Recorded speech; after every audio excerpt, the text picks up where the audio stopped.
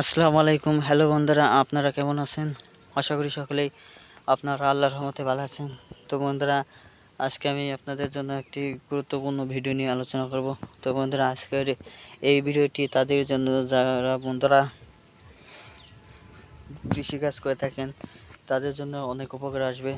তো বন্ধুরা, আপনারা স্ক্রিনের মধ্যে যে গাছগুলো দেখতে পাচ্ছেন, তো বন্ধুরা মূলত সেই গাছটি আপনারা দেখে চিনেছেন। তো বন্ধুরা, যারা চিনেননি তাদের সাথে পরিচয় করে দিই। তো বন্ধুরা, সেই গাছটি হচ্ছে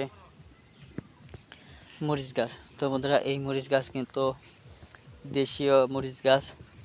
মরিচ গাছ বিভিন্ন ধরনের হয়ে থাকে, দেশীয় মরিচ গাছ কিংবা বিদেশি মরিচ গাছ, হাইব্রিড রয়েছে। বন্ধুরা, আপনারা আপনাদের জমিতে যদি দেশীয় মরিচ গাছের চারা রোপণ করতে পারেন, তাহলে বন্ধুরা অবশ্যই সেই মরিচ থেকে আপনারা অনেক মরিচ পাবেন এবং কি সেই মরিচ আপনারা বাজারে বিক্রি করতে পারবেন এবং কি সেইগুলো বাজারে বিক্রি করে আপনারা অনেক টাকা ইনকাম করতে পারবেন খুব সহজেই।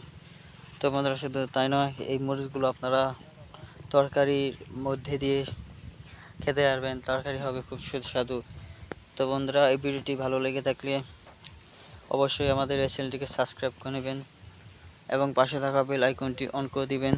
তো বন্ধুরা, ধন্যবাদ আপনাদেরকে।